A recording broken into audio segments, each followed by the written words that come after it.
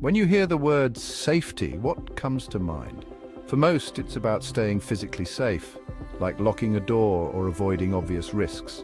Historically, this makes sense. Early human societies had to be vigilant against immediate dangers, predators, environmental hazards, or injury. Over time, the focus on physical safety expanded to include industrial hazards, workplace accidents, and public health crises. Laws were created, regulations enforced, and practices developed to protect the body.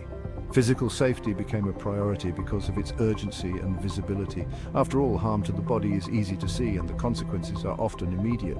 But what about the times when the threat wasn't physical, yet you still didn't feel safe? Moments when you hesitated to speak up, held back your thoughts, or felt judged. Just because the threat isn't visible doesn't mean it's not real. Emotional and psychological safety are just as important, even if they're harder to define or regulate. In fact, they often have deeper, longer-lasting effects. For too long, safety has been limited to what we can see, protecting our bodies and possessions from harm, avoiding accidents and following rules. But true safety goes deeper. It's not just about the walls we build to keep danger out, but about the invisible barriers we create in our minds, hearts, and communities. Real safety isn't just about preventing physical harm, it's about creating environments where our minds and hearts feel secure. Psychological safety means being able to be yourself without fear of judgment, undue criticism, or shame. It's knowing you can share your thoughts, concerns, struggles, and dreams without worrying about ridicule or rejection. It's the ability to be your authentic self without fear of consequences. Think back to times when you didn't feel safe, not physically, but emotionally.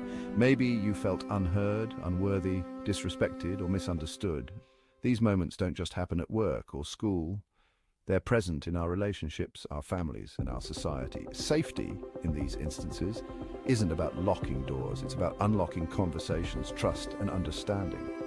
Now consider this. Have there been times when you unintentionally made someone else feel unsafe? Maybe through your words, actions, or even silence, you created distance where there could have been connection. We've all been on both sides. We've all felt unsafe and we've all contributed to it, even without meaning to.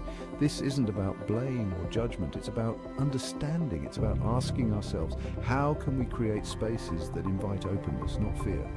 How can we, as individuals and as a society, redefine what safety really means, not just as the absence of harm, but as the presence of acceptance, care, and understanding? Imagine a world where we all felt truly safe, physically, yes, but also emotionally, mentally, and spiritually.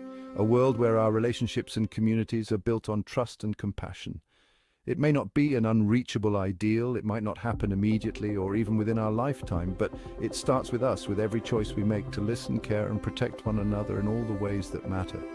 This is an invitation to reflect. How do we create safety in our own lives, and how do we contribute to it in the lives of others? Together we can help build a world where everyone feels seen, heard, and valued. Safety is more than the absence of danger, it's the presence of care.